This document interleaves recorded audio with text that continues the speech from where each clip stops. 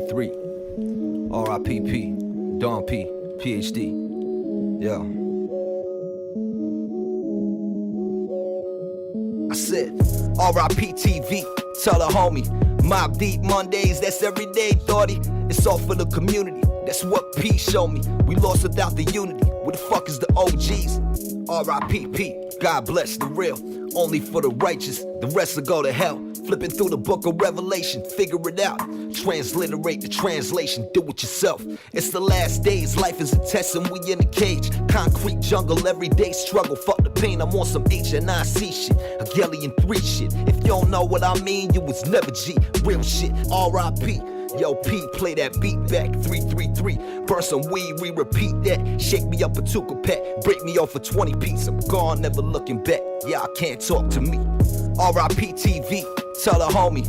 Mob Deep Mondays, that's every day, thoughty. It's all for the community. That's what P showed me. We lost without the unity. Where the fuck is the OGs? Like the weed, play some IMD for me. It's hell on earth for real, but y'all don't wanna see paper trail politics. All the shit was prophecy, strictly for the family. Peace to the prodigy. R.I.P.P. I sleep when it's time for me. Dope dreams bring the skizzy, pour the Hennessy. Searching for some inner peace, couple hundred G's. Deadly weapons and some weed just for you and me. R.I.P.P. I sleep when it's time for me. Dope dreams bring the skizzy, pour the Hennessy. Searching for some inner peace, couple hundred G's. Deadly weapons and some weed just for you and me. Yo.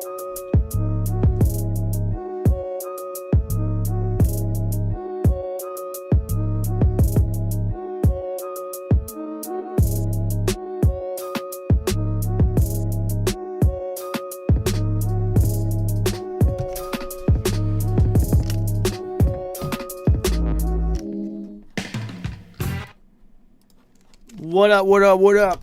It is Gray Matter. Hold on one second.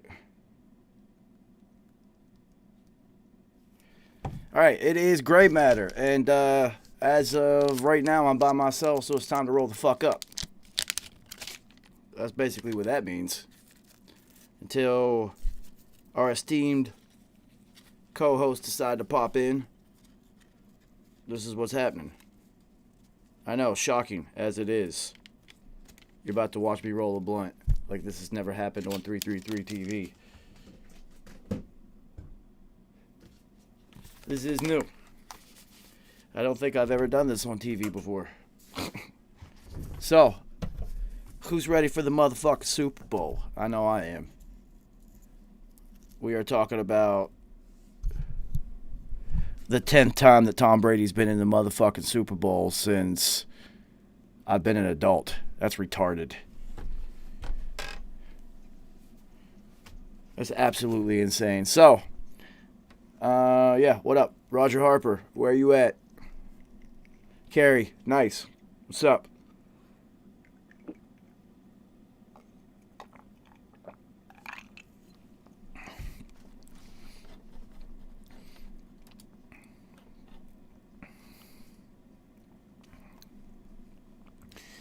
What up, homie?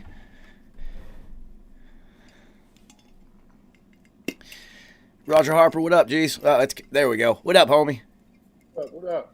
Yo, I think it's amusing how your Zoom name says Ohio NFL flag. Yeah, I run a youth NFL flag league. I've been doing that for probably over 15 years, man. Oh, that's what's up. Do they have to wear the little Steve Tasker head, little foam helmets? Nah.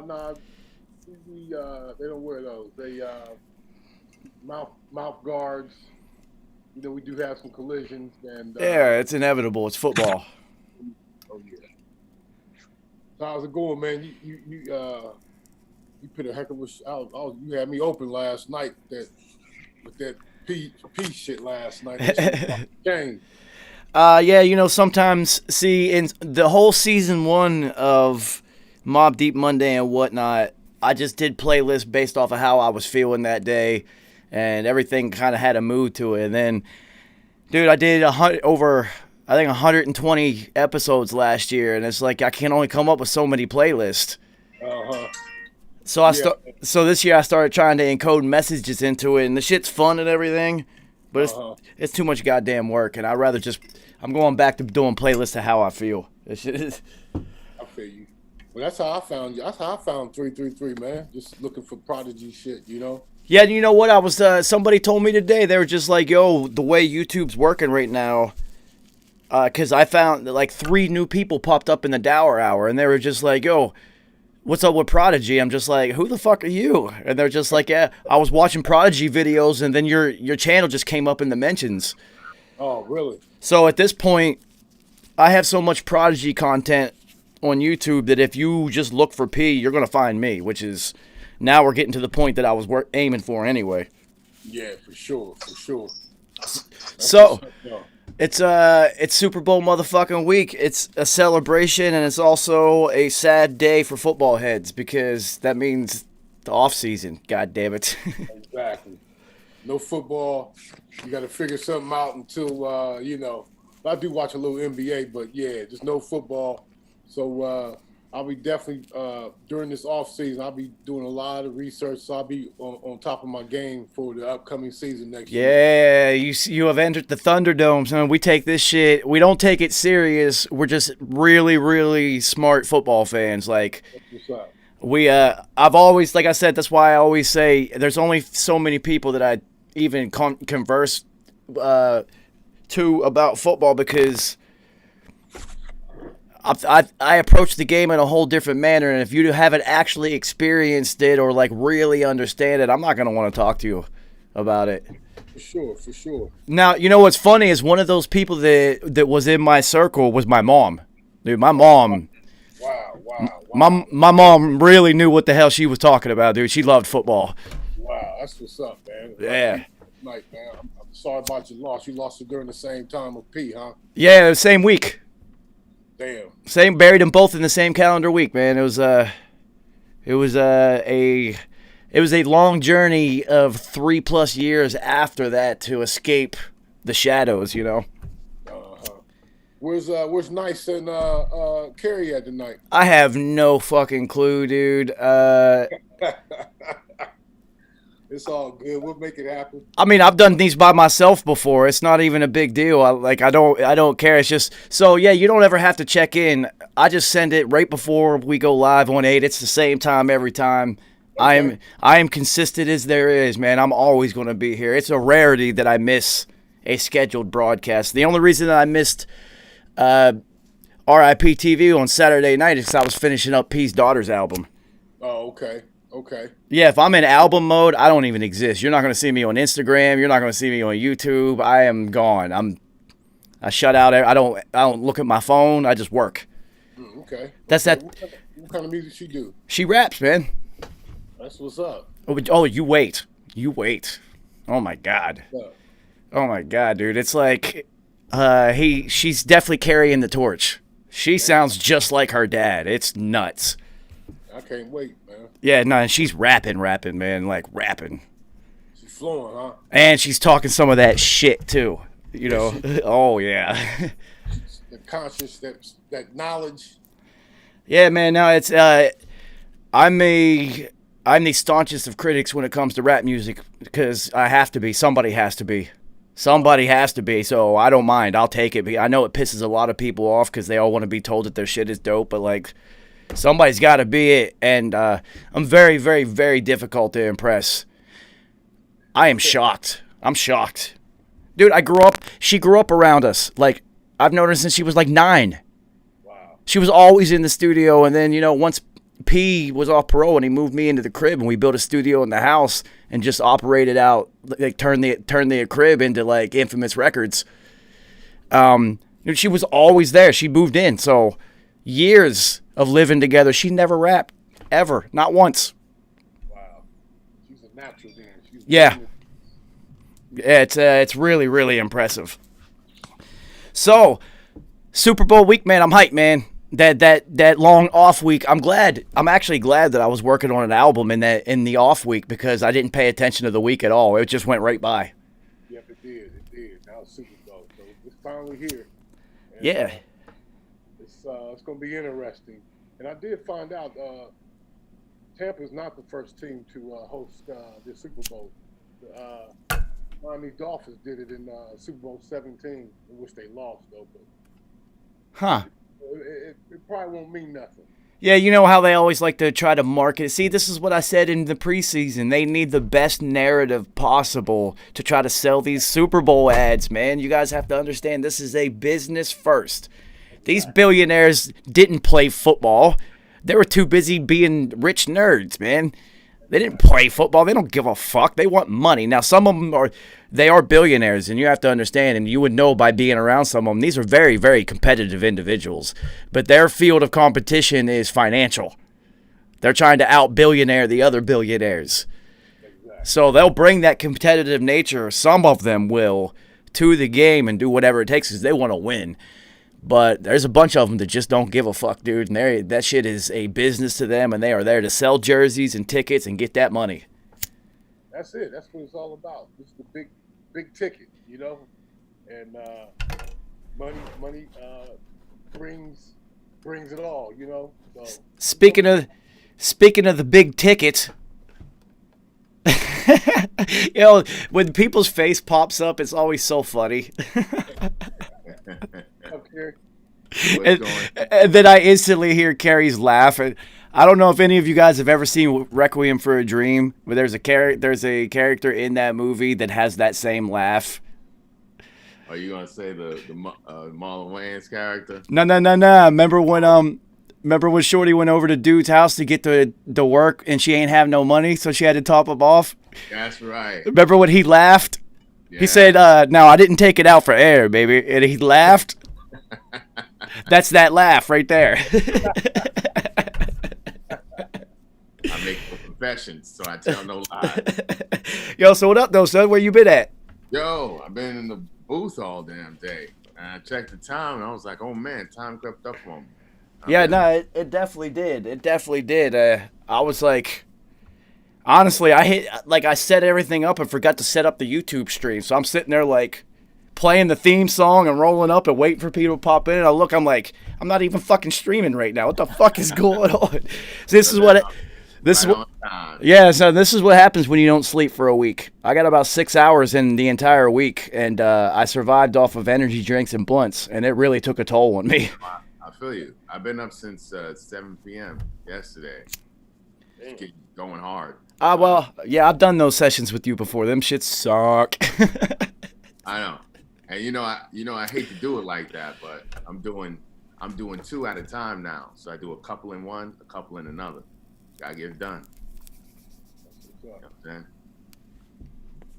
Yeah, Roger, Carrie does, as you can tell by that silky smooth voice, Carrie does audiobooks, as he should with that fucking voice. Audiobooks, you reading stories? What you audio on? What you read? Yeah. So I mean, me and Joe have done, I don't even know how many books together. It feels like hundreds. I swear to God, it does. One of the biggest ones I've done was Pimp, Story of My Life, by Iceberg Slim. Oh, really? Wow. Yeah, he did that one, and what other ones? The bass player for Bob Marley. That motherfucking book. Oh, Peter Tosh? Peter Tosh's autobiography. We did that one. It took a month to get through that 840-some page book. Yeah, that's a 24-hour book right there. Yeah, Roger Harper, I will tell you from listening to Carrie read it that it is 800 pages of this dude complaining that he's not respected like Bob Marley. That was it. He's like, Bob took my gal. Bob took my band. Bob took everything. Dude, it was 800 pages of him being bitter as fuck, man. Yeah. He's older than Bob Marley. Yeah. Mm-hmm. Yeah, during that... He was a part of the original Wailers. It was him and his dude Bunny. And then when Bob went off and he did Bob Marley and the Wailers, Peter Tosh and Bunny were left on the sideline like, what? So Bunny literally changed his last name to Wailer. So he became Bunny Wailer. To be like, we are the original. Peter Tosh didn't go that far, but he held a grudge. That book was this fucking big, man. That shit just never ended. It never ended. They could have cut that thing down by 80% and still told the same story. Easily. Oh, it was just brutal. Some of them are like that, man. Some of them are just marathons. I only got into that whole shit because P had did his audio. He had written a couple books in jail, and then it was actually his publishing company that Carrie was reading all these the first couple. They were all hood. Now you get dope books, but in the beginning, man, woo, hood smut. Well, now, I mean, you have series like The Cartel, which I started, which are really blowing up. Now he's blowing up. Now he's getting a lot of good books. But in the beginning, man, that shit used to be hysterical. You know, the shit he had to read from these female authors, they were all urban smut, is what we labeled it. That's all it was urban hood sex books, and they were hysterical. But I did do one or two joints with P. Yeah, two, because he had two of them. There was the book that he. Did one turn to a movie, or it was? Kal-El, what up? Well, they did the one book, H&IC, which was like a short story he wrote. You did that one, and then he did the book that was supposed to be a movie with that dude, that horror writer Steve Seville. From London, and they did that book together. That was all about like the Illuminati and shit, and then we did that one. But yeah, man, I was telling Roger Harper, I was just like, yo, me and Carrie clicked because he would get to the studio to do a session, and for the first 4 hours, we'd watch Sports Center and talk about football and eat food, and then we would just grind out the last couple hours and always get it done. Yeah, straight up. That shit was not a bad gig for a while, man. It wasn't bad. So, Super Bowl week, homie. Word. So, biggest topic at hand. I was waiting for at least three of us in here. The Roni. It crept into the narrative. The Roni crept in. And it came via a barber. Oh, that's how it did. Both of them got their hair cut by somebody who tested positive. Wow. Yeah. I mean, I get it. You're going to be on a world stage. I don't give a fuck, dude. Not this year. Not this year. You want to look fresh, but not this. This is not the time. Like, nope. This is not the time. And, I mean, it's not two insignificant players. You're talking about DeMarcus Robinson, who's third wide receiver, so that's a big deal because Sammy Watkins' health is still iffy. He says he's very likely to play, but very likely to play means a diminished athlete anyway. Right. That Super Bowl adrenaline is only going to last for part of the first quarter before he. And that's pretty much how he was last Super Bowl too. Exactly. I mean, he was still out there. He was still running around. He still got a couple. Yeah, but you didn't need that because you had DeMarcus Robinson was playing well, and then Pringle was stepping up too. So now if DeMarcus Robinson can't play, now it's like, all right, we can really, really focus on Kelsey and Hill. Well, now McCole Hardman really has to step up. McCole Hardman and Le'Veon Bell. Oh, yeah. Is he going to play? Yeah. Okay, good. Yeah, he was. Hardman be an X factor. Double team one or the other. With that speed, absolutely. Well, I mean, you see, you're looking at it's such a wild card for them because your third receiver is typically not going to run a 4-2. Right. So your top cover people are Hakeem. Exactly. Yes. Roger Harper, Carrie knows that I am the biggest fan of the most obscure NFL players. I was the biggest Hakeem fan ever. I wanted his career. I was so jealous. 5'8" out there getting busy amongst the monsters. It was just a track meet. Yeah, just straight up speed. So you're looking at typically it may not be your number one cover guy, but at least your number two corner is going to be probably your fastest player on your team. Realistically, the corners are usually the fastest player, right? So now you're looking at your third corner or whatnot having to cover McCole Hardman, which is impossible. He's too fucking fast. He's too fast. So it's like, how do you really adjust to that speed and this speed, and then one of your safeties can't even think about that. But the benefit is they have White and the other dude. Bunting? No, the linebacker that are both blazing fast. David. Yeah, Levante David and White at linebacker, so they can try to contain Kelsey. You can't. You guys know you don't stop somebody like that. You try to limit the damage that they cause. They can squeeze the middle of the field, but he has the speed to get up the seam. So and those outbreaking routes to the outside, he can do that. Yeah. And Mahomes could make that throw from the opposite side of the field. So easily. Yeah, it's tough. I'm more concerned about Mahomes' toe. Hopefully, it's at least in a good shape to avoid that bum rush, especially since Eric Fisher is out. Well, now we need to talk about the second half of the Roney effect, which I think is even bigger. Their motherfucking starting center was the other dude. Max Kilgore, or whatever that big white dude's name is. It's Scandinavian, clearly, with that name. What do you need to get his haircut for? Probably getting his beard lined up, man. Come on. Leave it.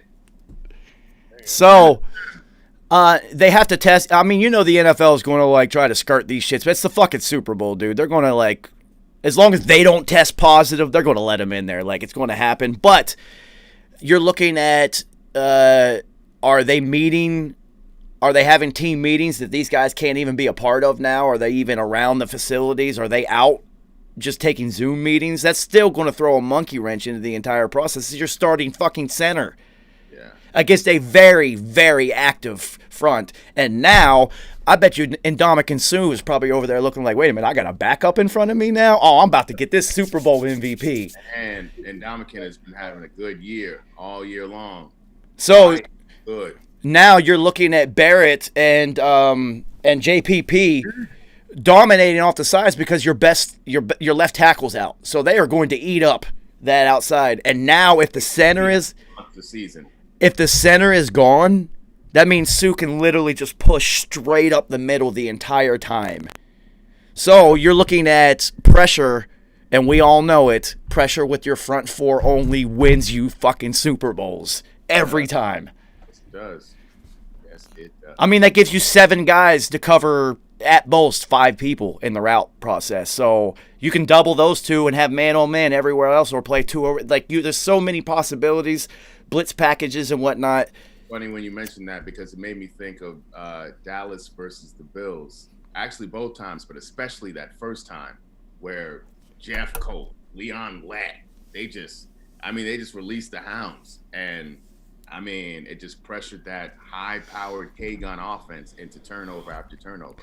Giants versus... Well, I know, but that's 2 on the button. I didn't want to say that one. But, yeah. I mean, nah, it's like the wounds have been healed, man. Look at Tom Brady's got... I know, he's in 10 now. Dude, for another team at that in his first year. So, Kerry, you know this. You've known me for a very long time. You know my oldest brother has absolutely refused to acknowledge that Tom is the GOAT. I was just about to say that. I was about to say, you've been calling Tom the GOAT before. Now everybody's calling him the damn GOAT. But you were saying this years and years ago. Years ago. Roger Harper, I swear, and I wasn't being funny about it. I saw it for the long, and Kerry, ever since he's known me, the first time I said it to him, he just looked at me like, are you fucking crazy? I'm just like, dude, it's... I was like, I had to think about it. I was like, I mean... I could see it. And great. He kept going. He just kept going, and I was just like, dude, I saw it from living in Boston for so long. You see all the radio interviews, and you hear all the behind-the-scenes stuff from all the the equipment people, and the players, like the 4th-string tight end and shit. Like all these stories. He's Tiger. He's Mike. He's Muhammad Ali. He's Serena Williams. He's that type of athlete that it doesn't fucking matter. I'm going to win this goddamn game. And he does it.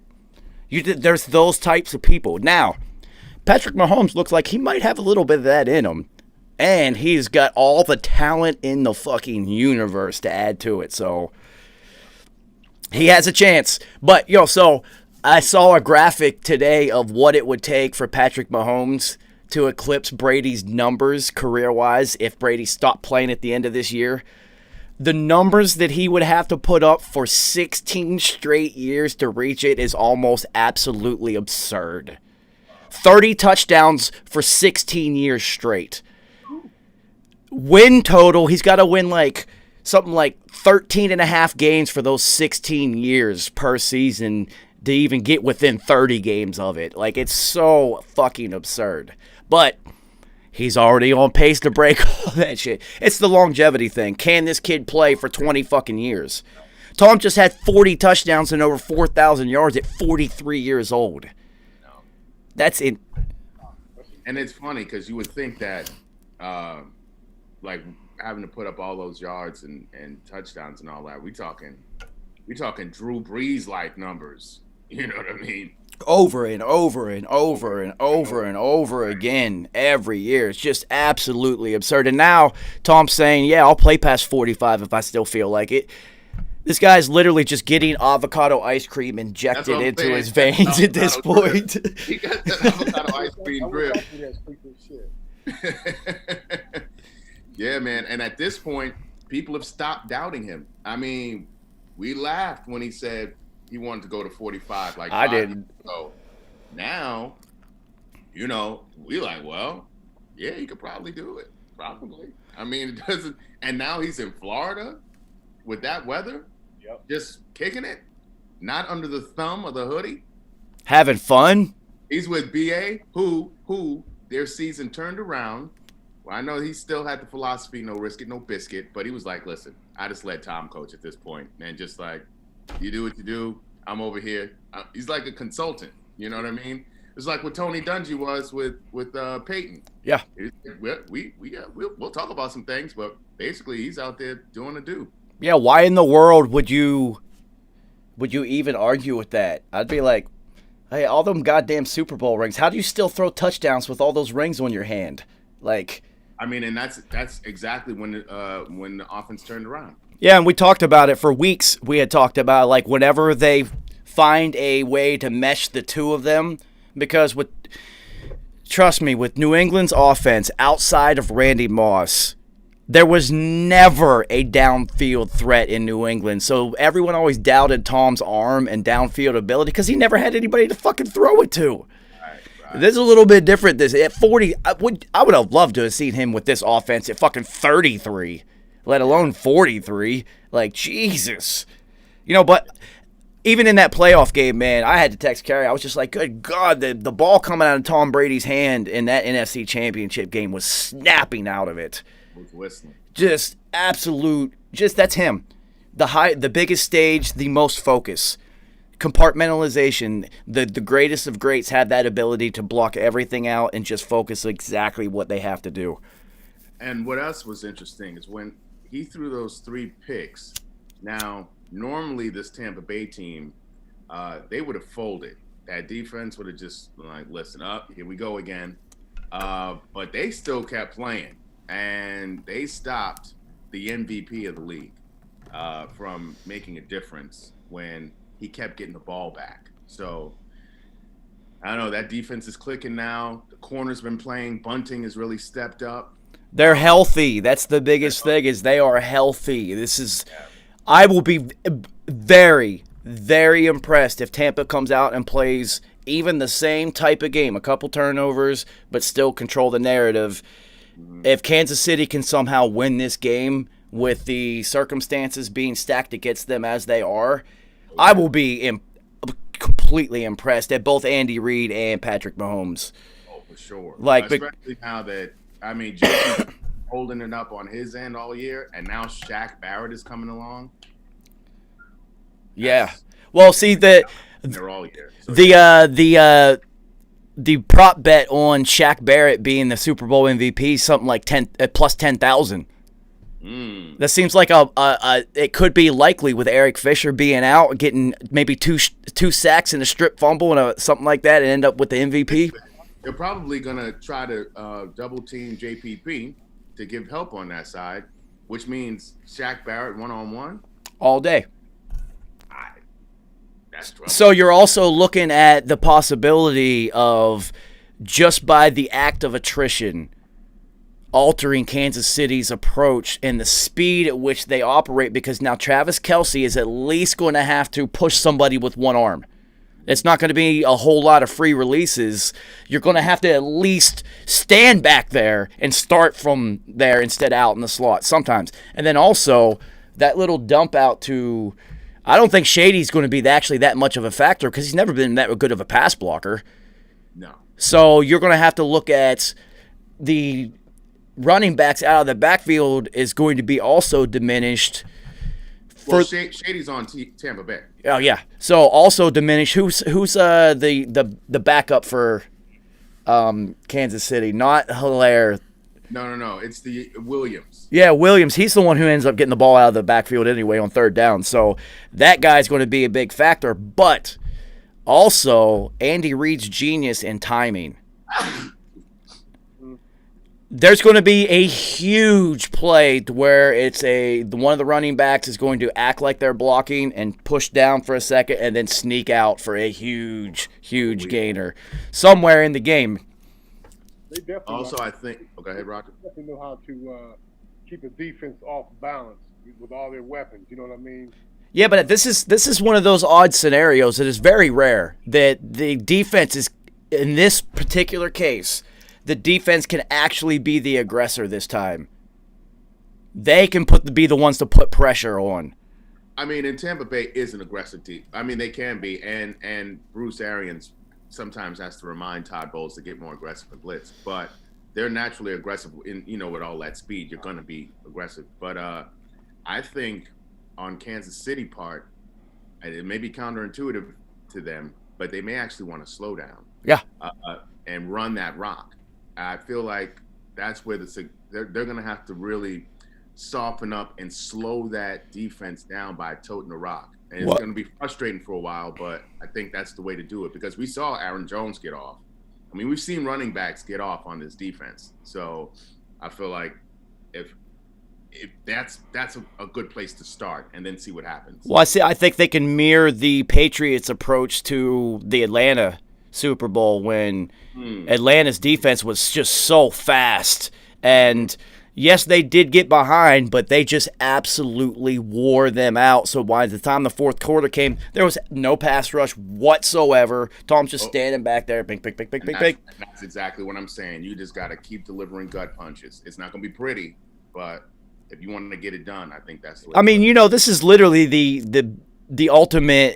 This is just one game. It's the ultimate one game scenario. Who cares if you win by one fucking point? No one fucking cares. Style points don't matter. Do you think anyone cares about those Patriots winning 14-3 over the Rams? That to people it was an ugly football game. I like defense. I thought it was fucking genius. I thought it was beautiful. Yeah, it was a beautiful game. I was like, oh, this is the best executed defensive game plan I've ever seen. When you get that huge catch by Gronkowski, which went for like 45 yards, was the biggest play of the game. But it was the biggest play of the game. It was in the fourth quarter, and it led to the winning touchdown. So, yeah. I mean, yeah. I've played in games like that before. Sometimes it's a fucking slugfest, man. Yeah. Sometimes the forces that are meeting each other are equal, and it's going to be that way. Yeah, that's just a tribute to, the skill of both squads. Yeah, so once again, the roadie has creeped its way in. We'll see. It's going to be a day-to-day development. I don't think that the NFL is going to allow this to happen. Like, they're going to be like, no, they tested negative like 16 times. They're playing, of course. Are you kidding me? I guarantee you, TB12 had a conversation with every player on that squad to be like, listen, nah, we chilling. Well, see, once again, this is the difference. This is the difference of the Tom Brady system. There is no way in hell a single Bucs player is even considering compromising their participation in this game. And look what happened. Your starting center and third receiver out getting a haircut at some barbershop and that they had the Roni, and they were giving away the Roni. Free Roni with every haircut. Like, that would never happen in Tampa. Tom's like, yo, I'll cut your hair myself. I don't fucking care. Yeah. Like, it's incredible, the difference. It'd be like, you see Stephen Curry's hair? It don't look like he owns a brush or a comb. You better get out there. Exactly. Fool. Win this damn Super Bowl. Nobody gives a shit about a haircut. So, does the continued development of these roadie cases, does this alter your Super Bowl pick, Eddie? This just reaffirms me. Go Bucs. Tom Brady. Oh, it's as I'm saying, as we creep closer to game day, it's a lot. I'm starting to think about this game a lot. I don't know. What spread changed too, didn't it? Ain't it Bucs 3 now, +3? Oh, see, if that switched, then that lets you know that Vegas, the time travelers in Vegas know. They know. That means the Bucs will win on a last-second field goal and a Tom Brady drive to win it, and they won't cover the spread, so Vegas wins on every angle. And that's just how the NFL. I've learned that this year. I've learned that Vegas knows, man. They fucking know. Yeah, they do. They know. There's somebody got Biff's sports almanac. So the other things that have happened in the league, because, it's only one game, and other than that, Eric Bieniemy still didn't get a fucking job. So does he come out with, like, the illest game plan ever, or does this hurt him? And is he pissed off, or does he come out, like, on fire? I think he comes up with the same game plan and does what he's been doing all year long. So why do you think he didn't? Again, we have to revisit this scenario. Why is this guy not getting a head coaching job? Because this year, there are so many people that I've never heard of who got jobs. It continues to happen. Whoever the fuck that dude is in Philly, he can't even get his way through a press conference. About being smart and intelligent, he couldn't get through the sentence about being smart. Who is this guy? I feel bad for them, man. Philly's going to suck for a while. Oh, man. That press conference had me dying. Then you got Sergeant Slaughter up in Detroit just fucking going off for 47 minutes. Just that dude. I'd be worried he'd show up at practice with grenades. And then Miami today said that they are splitting their offensive coordinator duties into two people. So the rule in the NFL, Roger Harper, if you've got two, that means you've got none. So what the fuck is that shit? Yeah, I saw that. What is that? What is the point of that? Are they going to keep Tua? I mean, they talking about trading him. Well, I mean, everybody's trying to get Deshaun Watson, but as we've just seen with the next topic we're going to broach, Matthew motherfucking Stafford to the what? I did not.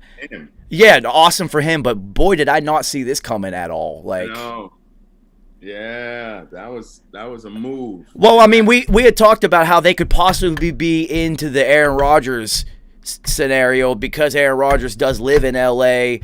That's an instantaneous Super Bowl. Why wouldn't you go in on that one? And, it just kind of worked. But Matt Stafford? And then, I mean, I'll give it up to Les Snead. See, we just talked about owners who are competitive. Les Snead don't give a fuck. He's giving out $100 million deals to anybody he thinks can help them win a Super Bowl. And then he'll move on from you if it didn't work. What, Todd Gurley, get him out of here. I'll eat that salary. Jared Goff, fuck, it didn't work. Get him out of here. Doesn't matter. I'd like to play for that squad. Like, that owner is going to do what it takes. Jalen Ramsey. Come, Aaron Donald, you want $150 million? Yeah, whatever. You're better than everyone. Take it. I don't care. Yep. He's just making common sense moves, honestly. Yeah, nah. I mean, I love that. I mean, we've been talking about Matthew Stafford getting out of Detroit for a while. So now at this point, dude has arm talent. I mean, he's a player, but in Detroit, he just couldn't get it done. So it comes to a point where you're putting up these numbers, but are they empty numbers, and are you making anyone better? But he's never played. Yeah, maybe 1 year where he played with the defense that was pretty good. No, it's just he's never played with a good defense. He's never had a running game. He had a Dominican Sue for a little bit. He had Calvin Johnson. That's what he had. Yeah, Calvin Johnson, of course. But, so, I mean, good for him because he has lifted the Detroit Hall of Fame worthy curse to where a Hall of Fame worthy NFL player only plays 10 years in Detroit and then they fucking retire. Yeah, because they're done. This was Matthew Stafford's got 10 years in, and instead of calling it quits, the new regime up into the new coach is just like, yeah, we'll trade him, whatever. I don't give a fuck. He don't want to be here. And he's just 33. And Tom Brady's still playing. Aaron Rodgers is still playing at 36, 37, looking incredible. The timeline, the lifespan, shelf life of quarterbacks has shifted completely. You got to look at 15 years as now the new norm. Right. And now you look, you got Robert Woods, Cooper Kupp, Tyler Higbee, Everett. I mean, you got a three-headed, running back committee. Well, I mean, Akers seems to have taken that over, but you got two capable backups, and you got that defense. So I mean, if you look at their squad, realistically, outside of Jared Goff being an underperforming $100 million quarterback, that is a Super Bowl worthy quarterback. So why wouldn't you say, you know what, take these first couple of draft picks. If I can get him, who we know what we're getting with this guy. If I can get that here, take these picks. I don't give a fuck. no matter what you say about Stafford, he is a winner. The record doesn't reflect that, but he's a gamer. Like he balls. He plays hurt all the time. I mean, and he will. I mean, just even this year, even though they had some horrific games, but also he had some comebacks against Atlanta. I mean, everybody came back on Atlanta, but still, that was how improbable was that shit. Yeah, he's a gamer, so I think this is great. I think it's awesome for him. Good for him. Good for the players of the NFL gaining a little bit of power over their careers. Yeah. You just got to get out of that dome, baby. Get outside. It didn't used to be like that all the time. You literally were just like whatever you were left at the owner's whims. Good for Deshaun Watson being like, no, I'm not playing another fucking snap for you. I don't give a fuck. Fuck you. I want trade. They're like, no, we're not trading you. I'm not playing. Mm-hmm. He'll sit out too. They're stupid. They should get what they can, get the best deal for their team. They are clearly going to need to rebuild, new coaches, everything's new.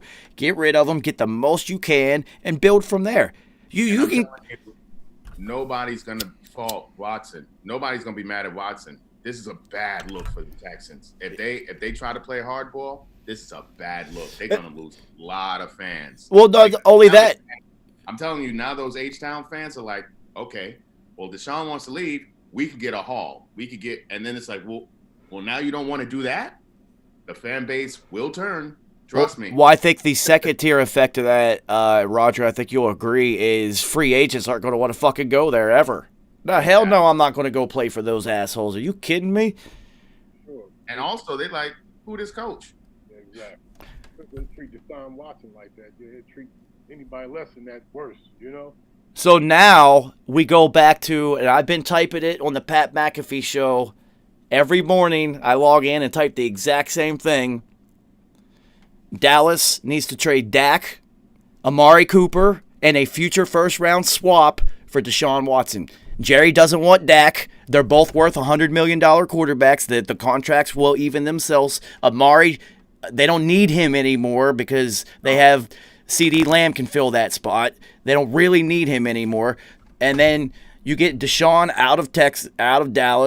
Dak out of Dallas, and then Deshaun can just go into, and he will be on a loaded fucking roster, and they are instantaneously relevant. All they need is that to happen because they already have a really, really, really good NFL caliber quarterback. It's just I don't think he wants to play there anymore. And if I was him, I wouldn't want to play there anymore either. And then Jerry can be spiteful as shit by signing Deshaun Watson, trading for Deshaun Watson, and giving a black quarterback all that fucking money that he never gave Dak and be like, it wasn't about you. Oh, that's crazy. I mean, come on, just be realistic. These are billionaires. They're very, very petty fucking people. So I keep saying it because it just makes sense. Now, where else makes sense? Where else could possibly give up the picks and the collateral that Houston will take back besides Miami's one? And then I threw another one out, Minnesota. Can you imagine Deshaun in Minnesota? Wow. Yeah. He just goes from dome to dome, and then you got Justin Jefferson. Thielen. You got Thielen on the back end, and then you get Irv Smith back. Irv Smith and Dalvin Cook. Woo! Wow, that offense would be looking like, but I mean that offense is potent. I mean, Kirk Cousins you're paying him the same amount of money that you would the salary cap hit would be. You could figure it out somehow, and then Kirk Cousins' deal for Minnesota is only a couple years. It might only be one more year after this, at most two. Right. So Houston could get out of it within a year or two if they didn't want to, go on with Captain Kirk. And then, I mean, that's another one that made sense if Minnesota has enough to give up. You got Captain Kirk, but what else? How many draft picks do you have to give up? Right. Because if Matthew Stafford is commanding 1s and 2s and whatnot, what the fuck is Deshaun going to be worth? Yeah, so Matthew Stafford went for 2 1s. Yeah, and I think something like this. I did a little research. I mean, it's a lot of teams are giving up their first round pick and then first round picks in 2022, 23, and 24. So you're looking at 4 that people are offering right now. Yep, 4 number 1 picks. Wow. So then you just have to look at teams that are only missing, like, maybe possibly that piece. Minnesota makes sense. That offense is loaded, you know. I mean, true. They know that Captain Kirk isn't the answer. They know it. Yes, so, and even though this would never happen, because this is just not what they do, I did hear a couple things. If you package Daniel Jones, Saquon Barkley, and then a couple other draft picks, do it. Make the call and see what happens. And you know what? I heard that, and I was like, well, I wouldn't be mad at that. Well, see, the one thing that Deshaun does not have in his favor is his clear, desperate need to get the fuck out of Houston. So he's basically just going to kind of go wherever he can. Mm-hmm. And so he can't really look at the landscape, because if I'm him, I'm looking at Dallas and Minnesota and be like, you know, these rosters, I'm going to take the Tom Brady approach to it and find a roster that fits what I do. Well, let's just make a playoff run like that. Yeah.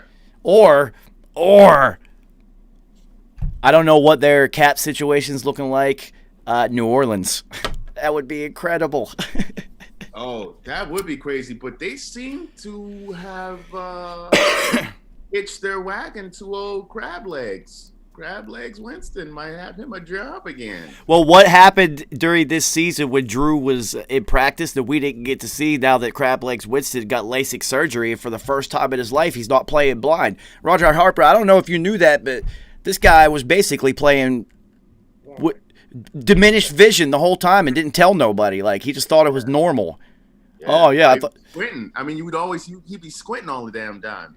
Wow. I mean, so to think about it, he threw 30 NFL touchdowns. I mean, he threw 30 NFL picks, but he still threw 30 NFL touchdowns, barely being able to see. I mean, he dominated in college too. I mean, we can't doubt that he has arm talent. And when he came in, I mean, he was slinging that thing. He was putting up massive amounts of yards. But, you know, key turnovers here, there, and a young quarterback, to be honest. But, I mean, I hope this works out for him, man, because the kid is talented. And so, you know, when we talk about young quarterbacks who we think could make that next step, I think he could definitely do it, you know, and I honestly hope Dwayne Haskins can turn it around, even though, I mean, he has a much further way to go than Winston, but I mean, you hope he's young. Well, I think the curse of the instant success of some quarterbacks makes it harder in the public's eye for somebody, you know, like a redemption project like Winston, to have a second blossoming and a solid NFL career after the first flame out, because Justin Herbert literally just said to every rookie quarterback that's coming in, fucking, I just raised the bar all the way up here. And Joey Bag of Donuts was playing incredible with a terrible team. Yes, he was. So you're looking at these rookies, and then even, you know, second and third year, Patrick Mahomes' third fucking season as a full-time starter, for Christ's sakes. Like, you look at these young players, Josh Allen, who made a tremendous. I've never seen a quarterback make that huge of a jump in that short of a time. Usually you guys, you see it with with Herbert. If somebody's that good, you just see it early on, like, oh yeah, he's going to get it together. This guy's got it. Josh Allen, the first year, like, I think they might have made a mistake. He's really big and he can throw it a country mile. And I don't know about it. He played at Wyoming. He runs linebackers over. I was like, okay, he's got moxie. But is he accurate? He's first one in, last one out kind of guy, coach's son, you know, sneaky athletic, all that shit, you know. All the great buzzwords. All those buzzwords. All right, so this will wrap up the first blunt and first half of Gray Matters. I'm going to shut this one down. You guys do what you got to do for the next minute or whatever and send you another one, and I'm going to roll the fuck up. So, yeah, I'll be right back. All right, yeah, man, so let me not have that up in the air. What the fuck am I doing? So, yeah. Now we shall talk about the new things going on with the league, because the NFL does not really have an off season, and it never really did.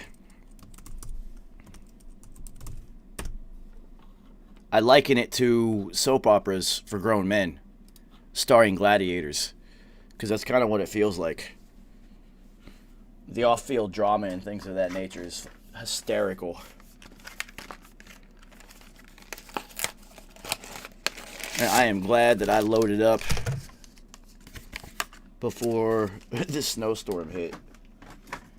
Yo, we got like 2 fucking feet of snow in New York. It is unprecedented, unheralded, unnecessary.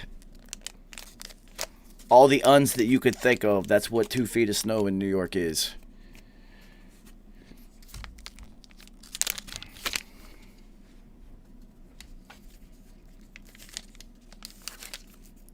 So, I implore everybody to roll the fuck up, get yourself a drink or whatever.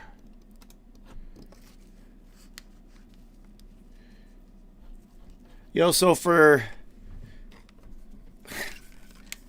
This just goes to show you, and this is exactly leads credence to my theory that the NFL needs to sell merchandise and whatnot to make up for this gap from this year. Tom Brady's merch sales have hit an all-time record for an NFL player. Of course. And this is... So, America, the real football fan base, they might not like Tom Brady. Well, I think everybody kind of does now that he's not in New England. Everybody's kind of like, hey, we kind of like this guy now. Yeah, he's different. He's different, so we get to see him not be fucking, Darth Vader in the evil empire. He's like... He's Anakin Skywalker once again, so... But this goes to show you the international star power of Tom Brady, because of all NFL players, he is the most known, even to this day, across the planet. Right. So, and we all know the NFL... It doesn't hurt that he has an international model for a while. Yeah, the fact that you have, like, the most famous model on the planet as your wife does help. And rocking them UGG boots. You know what I mean? He's relatable. I don't know to who, but whatever. He's relatable to people outside of the football realm. But nah, like the soccer crowd, like they're just like, oh, Tom Brady, Tom Brady, Tom Brady, and I get it. Especially the youth, you always hitch your wagon to whoever's successful and whoever's winning. It's LeBron James right now. Tom Brady. It will be Patrick Mahomes is ascending to be the next one, clearly. Absolutely. So, this once again is my theory that there was no way in the world. I should have bet early. I'm not a betting I like the fantasy thing. I'm not a sports line betting. Mm-hmm. But I should have known better and just been like, yes, they're going to the Super Bowl. It's going to happen. On field, it will happen. And off field, they're going to make this shit happen. They need it to.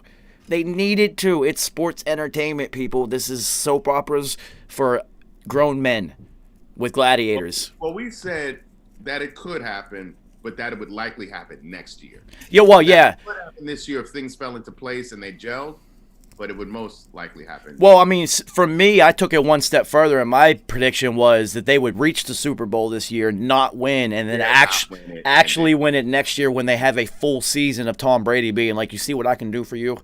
Right. But if you look at this season, it was the tale of two halves. It was almost like 2 different seasons. And so... For both teams. Both teams. I would say for every team. I mean, it was like that for the Giants. I mean, I was like, well, I don't even know if we're going to win a game. Yeah, you know what? You're right. So, like, damn, we could actually make the playoffs. So, when we talked about early on, really came to fruition that the lack of training camp and OTAs and things like that. So, all that was going to occur in weeks 1 through about 6. Yep.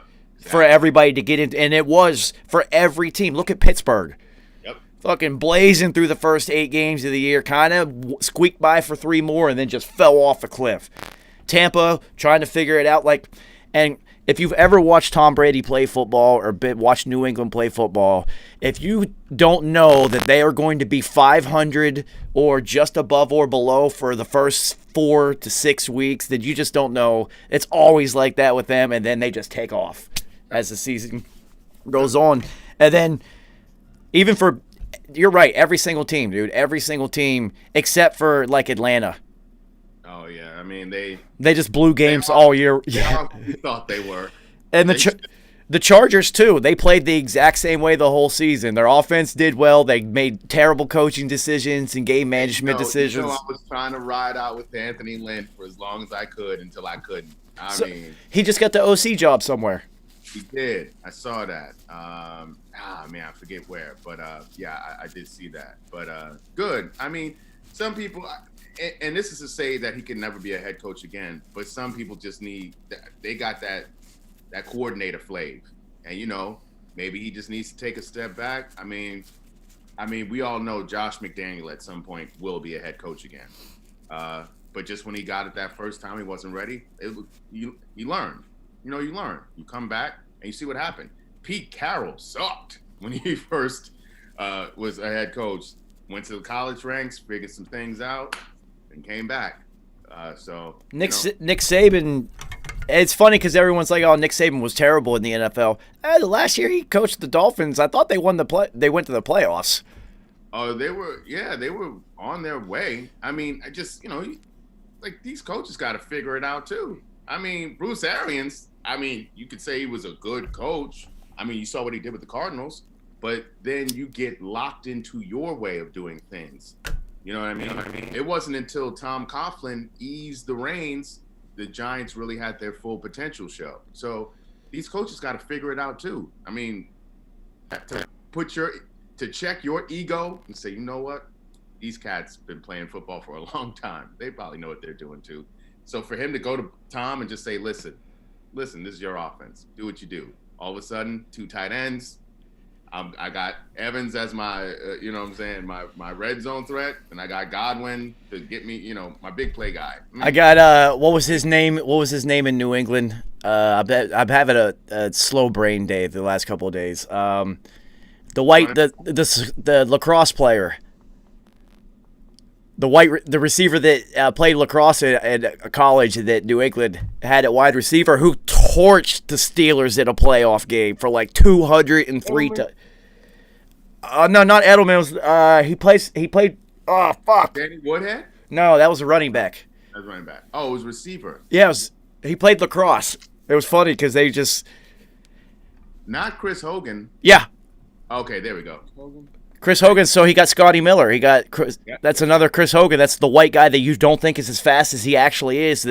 He's fast. Well, everyone knows Scotty Miller's fast. Well, at least they should. Mm-hmm. But. Well, Roger, man, we talk about this, though, and I don't care. There's still that cultural bias. When you look at him, you're just like, nah, I don't believe it. I mean, listen. I don't believe it. For Adam Thielen, for Bruz to be like, nah, he the truth. He the truth. Jordy Nelson, the same thing. It was just like, how many? And the thing is, Jordy Nelson never talks shit. But he just burnt your ass every single time, which made you even more pissed. How many long go routes did he score on people before they figured out that, yeah, he could actually outrun you? This guy's like a deer. Like, he can run. Like, yeah. So, I mean, and, you get AB now to be the ultimate slot receiver. Are you kidding me? That's retarded. What's his prospects for playing? Is he in? I mean... His knee is a little gimpy still. What I think will probably happen is he'll be in early to make the mental threat that he's there and whatnot, and then as the game wears on and it's more into the grind of the game, you're going to see him sitting on the sideline like this. Yeah, pissed. Pissed because he's not able to. I always wondered, like, when that's the ego that blows my fucking mind. It's the Super Bowl. LaDainian Tomlinson in the playoffs. You know, that look on their face when they're sitting on the sideline. Why are you not on the sideline, like, yelling and being hyped and trying to help your team? Like, because in that moment, you feel like you best can help your team being on the field. Like, you don't want to be a cheerleader. You want to be a player. That's what you get paid to do. I get it. I see what you're saying. But at that moment, especially, and you talked about two highly competitive dudes. You know what I mean? Not like someone else we know who sat on the sideline riding a bike while the third string quarterback almost advanced the squad in the playoffs. Not a player like that, but a player who's actually pissed that they can't be in the game to help their team the best way they know how. I know Gronk and I know Tom, if they have like an injury and they can't be, and they are going to be yelling louder than, there's just certain players that will be like, nah, we need to win this shit. It always blew my mind in a playoff game when they're just sitting there like this. Not even coaching up the players who are taking your spot into trying to mentally prepare them for literally what's about to happen, and them just sitting there sulking, not contributing it at all. Like, what the fuck? It's a playoff game. Get out of your own way. Just for a second, people. It blows my mind, man. It's team first. Together, everybody achieves more. Emotions make you cry sometimes. I mean, I do get it. It's the NFL, and if you're not like the dude and somebody else comes in and they have a good game or whatever, you might lose your fucking job. Like, it happens. Oh, yeah. You will get Wally pipped in the New York Minute. You know, it happens, so I understand it, but it's just, if you're there to win, then it shouldn't fucking matter. Patrick Mahomes would be on the sideline with a shirt going like this the whole fucking game. This will be AB's first Super Bowl. And after the career he's had, to finally make it to the show and not be able to play, come on now. Especially after missing a season and a half and all this other, everything he's been through to get there and not be able to suit up. Come on now. You know that. He's gonna suit up, I'm sure. I mean, he's gonna suit up, but let's see if he's on a pitch count. He probably will. Well, I mean, we'll see. You know what I do with him? He's probably like, give me all the quarters off. Give me everything. No, you know what I do with him then? What's that? Let him return punts. Yes. Good idea. He's already incredible at it, and honestly, as far as the knee injury goes, he's not going to be running routes or anything like that. He's less likely to tweak it, and he's got incredible hands. He's not going to muff a punt, so just let him return punts. Get him involved. Yep. Get him involved. In the game, and that will have him cheering on the sideline. Yeah. Sometimes you just got to throw somebody a bone, just like what Kansas City did with Hardman when he muffed the punt, and then they were like, "Now you're going to do a reverse. Now I'm going to give it to you on the goal line. Like, you're going to score. You're going to be in this game because we're going to need you." So, and also, I'm letting AB return the very first. I'm taking the ball, and I'm letting him return the very first kickoff because I just learned something on Pat McAfee's show today that the opening kickoff is never a touchback because it is a brand new ball that is taken out of the box, put on the tee, kicked, put back in the box, and sent to the Hall of Fame immediately. So it is rock hard. So there's always a return on the first kickoff in the Super Bowl. And think about it. How many times have you ever seen all those flashing lights and it's a touchback? Never. It never happens. And I never thought about that. I was like, so that means the first kickoff is definitely in play. Let him return the first kickoff. Go back there, dude. Come on, get in the game. Took one to the crib.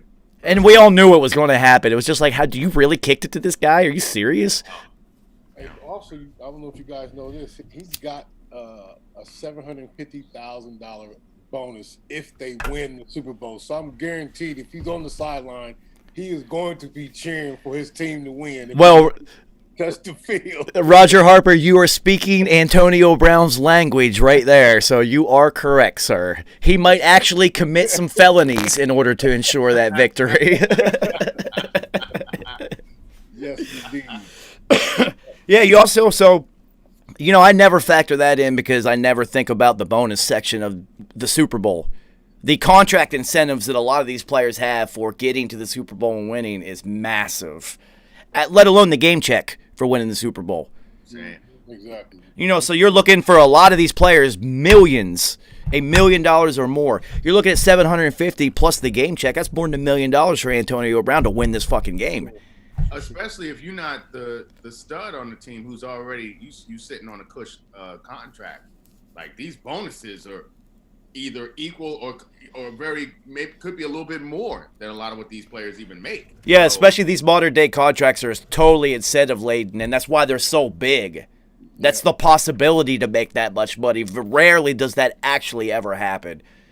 Well, another incident that he had, I heard on TV today, was that he coming into the season to the team late. He was getting another set. He already earned his $750,000 for getting 35% of some plays. Even coming, they didn't even think he was going to even play that much, but he played 35% of the plays, and he's already received a $750,000 bonus already. So, and also shout out to BA Bruce Arians for that, because he will say, "Hey, what you need?" Yeah, 100%. So shout out. I mean, who doesn't want to play for that coach? You know, players coach right there. Well, I can guarantee you that Bruce and Tom sat down and had a conversation about this whole Antonio Brown situation, because Tom is the one literally, bring him in. I don't give a fuck. And Bruce said, we're not bringing him in. And then as the injuries piled up, it was just like, you better bring in my guy. And they brought him in. All right, Tom, this is on you. So shout out. Heard a peep out of AB, not a peep. So I was literally about to say that. So look at the other troubled receivers, or troubled players in the NFL who got second chances and whatnot. Josh Gordon just got his 65th chance in the league and is out again. I couldn't believe that. I mean, at this point, I've been rooting for that kid, H-Town. So talented. On, man, it's like, what do you? I mean, you never want to give up on somebody, especially when they have shown at least some sort of propensity for trying to, help themselves out.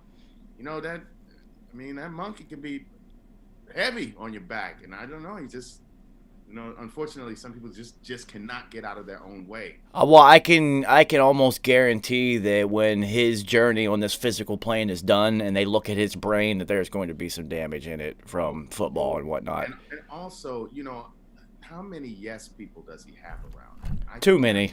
It's like too many. Well, Kerry, we talked about this early on.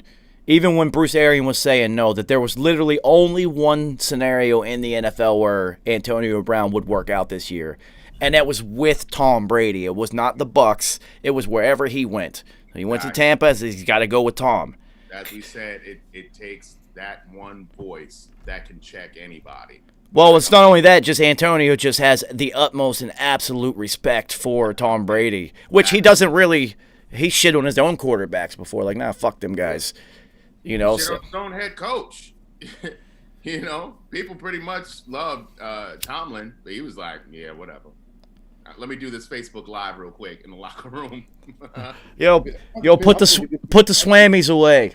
Yeah. What'd you say, Roger? It depends on what he who can deal with him. I mean, some people think he's a head case. Just the situations that he put himself in, and it depends on who can deal with him. So, I think a good parallel would be that Tom Brady is Cus D'Amato. Oh. Because Mike Tyson was a world-class athlete and the most dominant boxer we have ever seen until Cus died.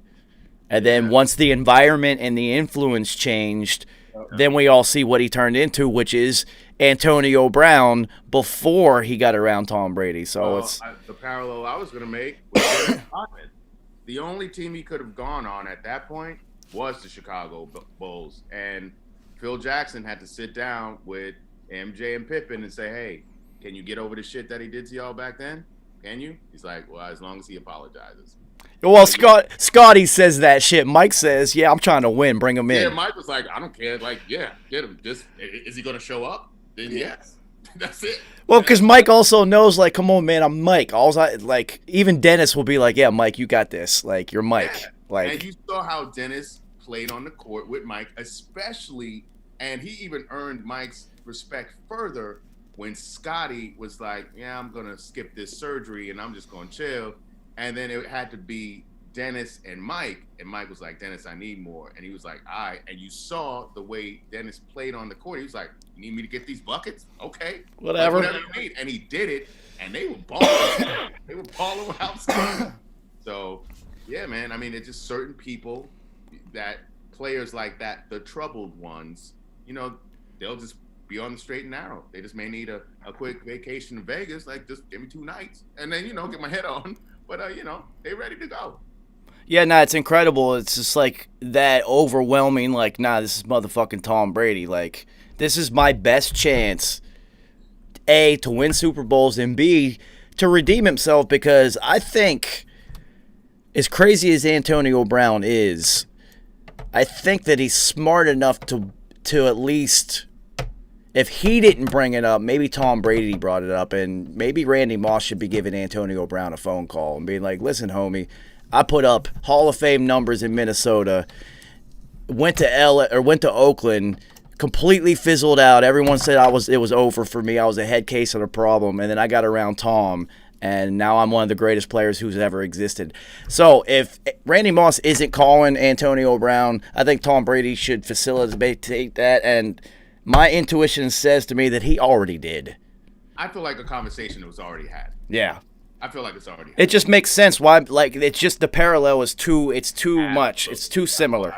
Yep. And you know, Randy loves Tom, and Tom loves Randy. They're super close. So. And what's interesting about that whole Tampa Bay squad? So Tampa Bay, they just didn't get good. They just didn't all of a sudden have good players this year. They had these players. The difference is when they were playing with crab legs. You know, he would keep them in games. He would throw them out of games. You know, it would just, and then they were like, here we go again. Instead of getting over that hump, like, you know what, we can overcome this. As soon as Tom Brady signed the contract, I saw an interview with Shaq Barrett, and he was like, oh, we got Brady. Oh, immediately they were thinking Super Bowl because they saw what he had done in the past. Thereby, it gave them confidence, like, oh, we're going to win. And that's all you need. Well, not only that. You guys were just as talented as before. You just had to believe you were going to win. Well, now you have the NFL Films Super Bowl mic'd up moments that we have seen on every one of Tom Brady's fourth quarter game-winning drives and whatnot in the Super Bowl, where all of his teammates are all just like, yo, we got Tom Brady, yo. Yeah. They all know, like, yo, he's gonna go down the field. We're gonna win. We got fucking Tom Brady, yo. But now the Bucs know it too. They're not. He's never going to throw you out. He's not going to intercept you out of a game.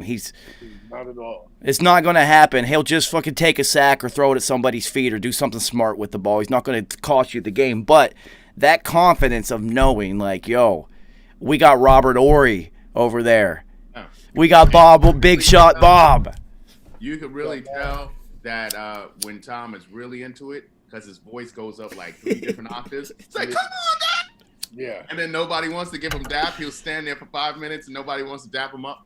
So yeah, you can tell when he's really right there with it. I think they all have a players only meeting without Tom, where they talk about that. Like, yo, I heard Dabby Amendola and Edelman told me that when Tom's like super hyped, if you just ignore him, he gets really fucking pissed and he just starts playing like a machine. I think that's what happened. And they're doing that shit on purpose. Like, no, don't high five Tom. You know what, though? It's also that other thing, because you know how players are, and you be like, if Tom wasn't as good as he is, they'd be like, that dude corny. Like Andrew Luck, same thing. Like, that dude corny, but then he gets on the field, you're like, damn, that dude's a baller. Wait a minute. So there's a certain dudes you like, man, if you weren't so good at what you did, nobody would ever fuck with you because you corny as fuck. 1,000,000%, but good Lord. That's Tom right there. That's DB12 right there. When it is fourth quarter time, there has never been anybody that has been more laser focused and becomes more savage. The ultimate closer. It's like, you know, it's Mariano Rivera level type stuff. Like, I am coming in and shutting this shit down. Well, I mean, just like his idol, Joe Montana. When Joe got to the fourth quarter if it was even close, if they were even within a sniff of striking distance, and you were the other team, you were scared. You were like, I don't know if I can get it done. It's that opposite effect, because you're looking on the other sideline like, damn, I've seen this dude do this multiple times, and that shit gets in your head, and then you don't perform. You know what I mean? You psych your own self out, and you make a mistake, and then it's like, oh shit, here we go again. So my favorite scenario of the oh shit, here we go again is the Bill Belichick, Pete Carroll stare down in the Super Bowl.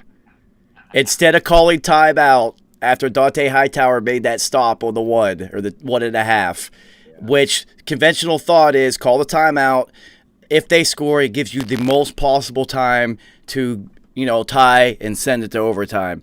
And when they interviewed him, Bill Belichick said that he looked at Pete Carroll and he saw that look on his face before. It was when Pete Carroll fucked up the national title game at USC. He's like, I saw that. Reggie Bush on the sidelines. Oh. He's like, I saw that look on his face before, so I just let him lose the game. And he did. Mm-hmm. That is the genius of Bill Belichick, though. That's like, absolutely right. Like, I would never play poker with the hoodie. I just wouldn't do it. He knows all your tells. Wouldn't do it. Yeah, incredible. And like, once again, that's like throwing all analytics out the window. That Bill Belichick is the anti-analytics coach. Oh, yeah. All off a field. He just sat there and looked at him. And as a Patriots fan, I'm sitting there going, yo, call timeout. We got Tom. Call timeout. He only needs 40 seconds. Call motherfucking timeout, yo. Yeah. And then I'm just like, trust in the hoodie. And my voice in the back of my head is like, trust the hoodie, trust the hoodie, trust the hoodie. We trust the hoodie. And then it happened, and I was just like, I can't believe Pete Carroll did it again. He did it again. And of course, the player who couldn't make that play in practice all week makes that play. Yeah. Once again, that goes back to me saying that on those Patriots teams, the players always made the play. Yeah, for sure. No matter who it was in that moment, they almost always make the fucking play. And on those Green Bay teams forever with Aaron Rodgers, they don't.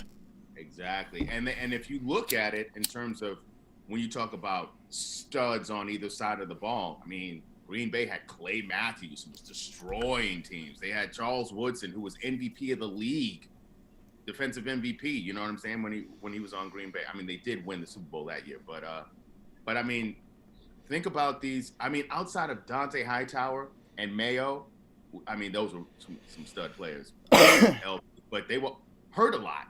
You know what I mean?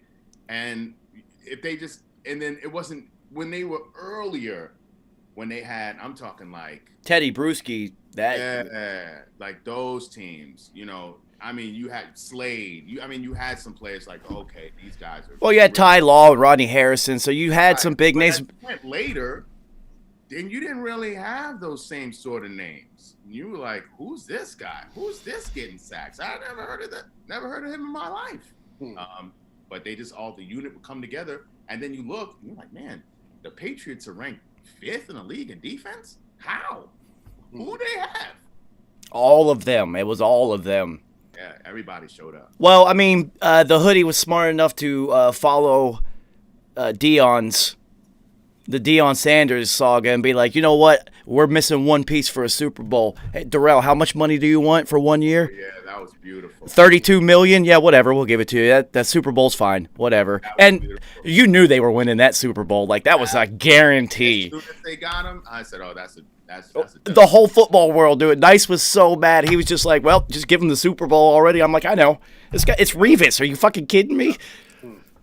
Yeah, at the height of his powers. Talk about a sniper who's made some dough. I mean, the Floyd Hall of Fame. He's the free agent Hall of Fame. He's the Floyd Mayweather of fucking NFL football, yo. He's worked his contracts better than any player I've had. 1 year at a time, $30 million at a time. Bang, bang, bang, bang, bang. And no matter what you say about Captain Kirk, listen, he was on that same free agent Hall. Oh, you want to tag me? Okay. Oh, you want to tag me? Okay. They tagged him so much that they were like, other teams were like, is this guy good? He must be good. I got to give him a contract. Yeah. Hoodwinked them all. Love it. Yeah, no, just that 1 year, whenever they were able to rent Revis for that 1 year, they had an actual stud. And then, They get a chip, worth it. and then, on the last chip that they won with Gilmore being the Defensive Player of the Year, that's an absolute. And they went after him. He was already an All-Pro player, and they went and gave him the money. That's the thing with them. With a bunch of no names, if you get one name on those type of squads, that's all you really need. That's it. Especially if it's the best. Especially, it would be the equivalent of them adding Jalen Ramsey. You go get the best cover corner in football, bar none, and shuts down that entire side of the field. The rest of the team can play. Because Billy Belichick will take away the things that you love to do the most. And if you have someone who could literally take an entire human being away, I mean, come on, man, that just makes the defensive game plan that much easier. Well, I mean, that's been proven in the NFL. If you have which is rare, like a real, you're done. You're done for the day. Not everybody gets got, people. Not every corner shutting everybody down. But generally, nobody's getting 100 yards on them. Quarterbacks usually aren't even looking that way because they know, like, I can't even go that way. I'm over here bored, y'all. Yeah, bored, but there have been a few. But if you have one, your defense plays at a whole entire other level. And it always happens. And we'll go back to Joe's favorite obscure NFL player list. Those Jacksonville Jaguar defenses, Rasheed Mathis was locking people down, and nobody knew it because it was Jacksonville. Yes, he was. Rasheed, with those braids of flowing, was locking people down, which allowed the rest of the defense to function as a whole, which they did really well. Those early Jacksonville teams were really fucking good. They were known to be physical. Savages on defense. Yeah. Big John Henderson. I mean, come on, man. They had some monsters over there. Yeah, that's one of my most underrated players in the NFL history, just because his whole. Dickerson? Yes. Yeah. Deion Grant at safety, dude. They were loaded. And what was his name? Cornell. It was a safety, light-skinned dude, 37, played for the Steelers, and he came over. I forget his name, Cornell, something. Yeah, no, they were loaded, but that's just a scenario of Chris McAllister for the longest time was shutting people down. Oh yeah. So that one guy shutting people. Deion, look at the success he had. Deion's on the field. Somebody is erased. Don't even look that way. I don't care. Don't do it. It doesn't matter if it's the greatest receiver of all time. The only player that I would ever throw it that way would be Randy Moss just Randy Moss because he's fast enough and he can go above Deion. That's the only one. Calvin Johnson. I think because Calvin was also strong as fuck. Yeah, that was the other one I was thinking, but I'm just thinking of the actual top end speed that Randy could. But he's 6'5" and he got leaps and he caught the ball on 3 people kind of routinely because Matthew Stafford was like, "Oh, it's 3 on him. That's it. Okay, you're still losing." Yeah, but you really have to dig to even think of people that you Freak of nature. Freak of nature, and that's the only one that Darryl Green. I'm not throwing it on him. Oh hell no! But if Randy's over there, I'm throwing with a broken rib. Yeah. What are you talking about? If Randy's over there, I'm just throwing it above them. He'll just go get it. Throw it up. I wanted to circle back to something we talked about earlier because you brought up Dak Prescott in a move. I was thinking about this earlier this week. If I'm Dak Prescott, who is now finally disgruntled, it took you a while, Dak. Welcome, because we were disgruntled for you. Mm-hmm. I'm trying to figure out a way how I can get to San Francisco. How can I get to the 49ers? Well, see, the 49ers are definitely going to get another quarterback because their cap hit if they cut Jimmy G is less than $6 million. So that's easy. Get rid of him. So you're looking at Jimmy G's return to New England. You might as well write it down. It's going to happen. Because now Bill will finally get his quarterback that he always wanted. Sure. And he's going to be on a mission to prove that he can win with Jimmy G and not Tom Brady. It's going to be interesting. Well, I've been hearing that the 49ers been looking at Kirk Cousins. But I'm like, if I have an opportunity to grab a QB who I think could truly make a difference and who's disgruntled and probably wants to get out of his situation, just hasn't said it yet, I'm looking at Dak. I mean, the 49ers, They are 3 deep at every position. Dak is respected in the locker room too. Absolutely. And with Shanahan calling the plays, I never thought about that. I just thought of him getting out, and I just keep seeing him not even having to drive that far. Just stay in this. You don't even have to register in another state for taxes, homie. Just stay in Texas. Send me to Santa Clara, brother. Send me right over there. That's where I want to be. No, that's interesting. And just like Matt Stafford going to L.A., I didn't see that one coming. Dak going over there. That's dope. That's dope because Jimmy G did cost a lot of money and didn't pan out, so you could pay Dak. Dak's younger. You paid Dak. You got Deebo Samuel. You got Kittle. All running backs. You're going to get Bosa back. You're going to get the other DN back, Thomas back. You got Fred Warner, who is a savage. You just drafted Brandon Ayuk as a rookie wide receiver who had a really good year. Kittle's healthy. Dude, they're loaded. Jason Verrett, he's resurrected his career. He was an all-pro corner before he just kept getting hurt.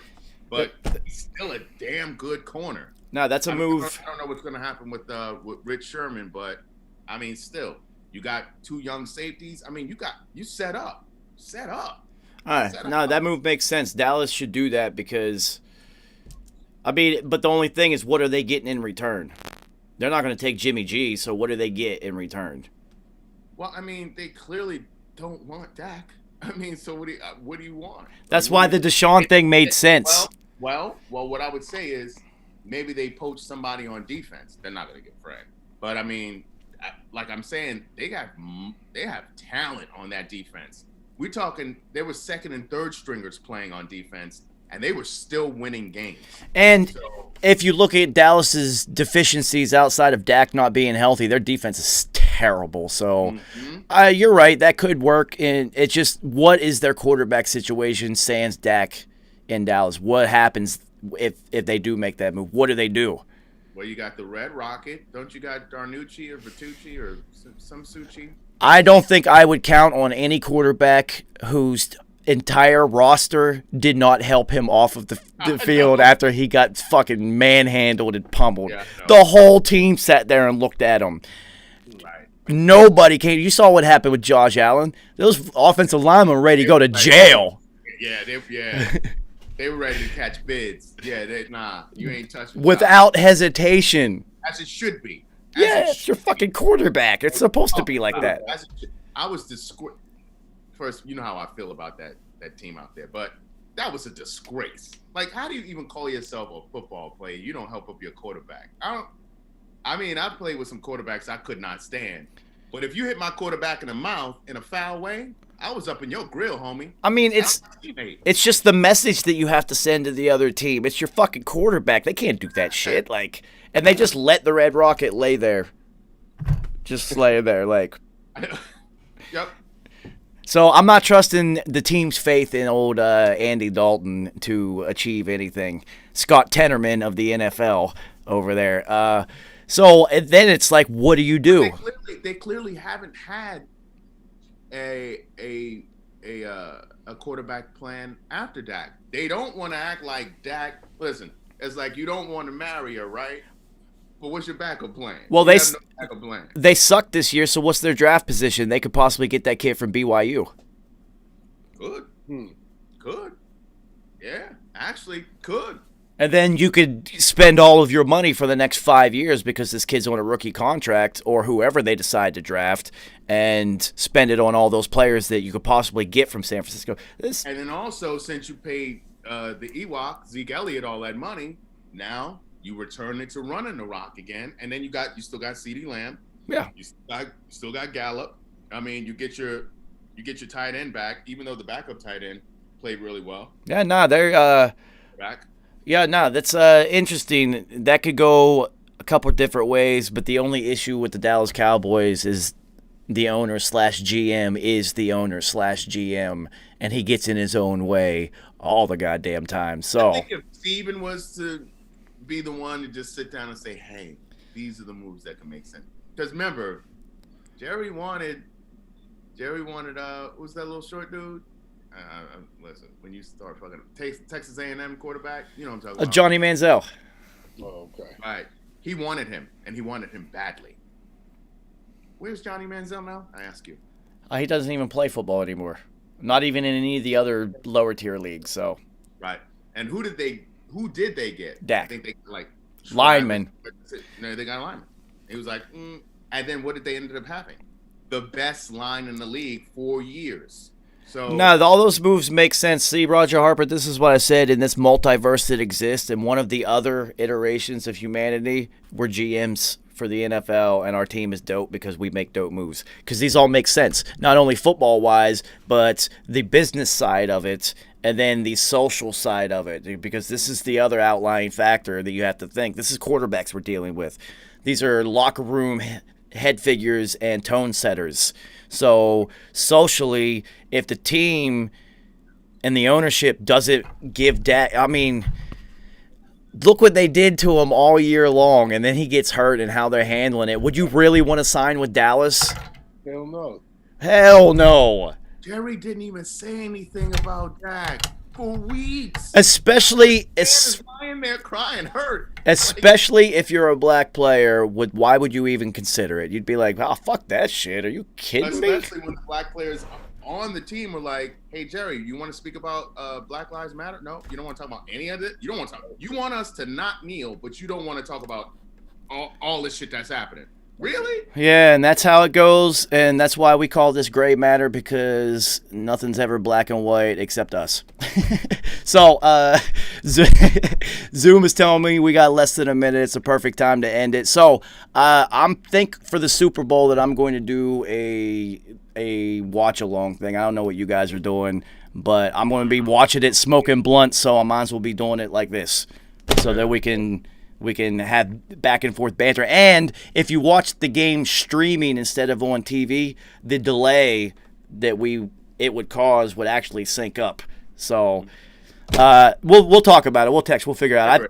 I know I'm going to do it. So if you guys want to join in and we can do it some way, it'd be dope, because I'm literally just going to be sitting right here watching the game anyway, smoking blunt. So we'll figure it out. So I'll talk to you guys soon. Peace. All right, peace. All right, so, Super Bowl watch-along Sunday. So I'm thinking about it, and I think we should just do it. So I will keep you guys updated on that. And until then, it's 3:33 somewhere. I'm out of here.